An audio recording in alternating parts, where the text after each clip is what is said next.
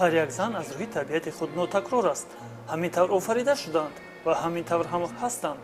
духтарони тоҷик метавонанд чи дар толорҳои барҳаво ва чи дар толорҳои варзишӣ ҷило диҳанд.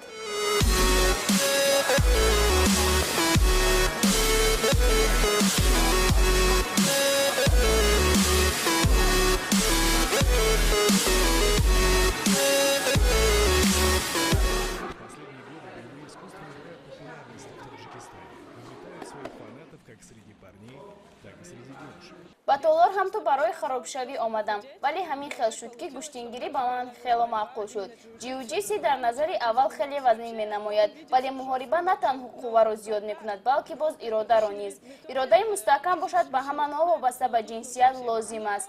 хоҳишмандони ба толор омадан бисёранд, вале аз рӯи таомули тоҷикон духтарон бояд дар хона нишинанд. Тренеры, работающие со спортсменками, имеют двойной риск потерять ученика. ва ҳамчунин имкони дукаратаи ҳар лаҳза гум кардани тарбиятгирандаашонро доранд.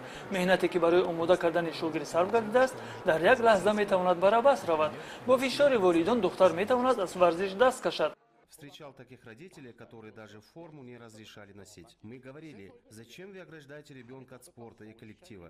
Что это даст вам? Проводили множество собраний, разговаривали с родителями, старшими братьями. В школе, когда организовывали соревнования для девочек, приходилось ругаться с учителями. После побед на некоторых соревнованиях родители поверили в успех своих детей и уже не ставили препоны. Они поняли, что от спорта есть только польза, но не вред. Таких, как мы, среди девушек-таджичек мало. Очень хочу добиться успеха в спорте, как Зебунисо Рустамова, и внести свой вклад в развитие таджикского спорта. Помню соревнования, на которых участвовали с нашей командой 7 девочек. Мы все получили медали. И первые, вторые, третьи места. Все были шокированы, потому что мы из Исфары, и потому что заняли все места.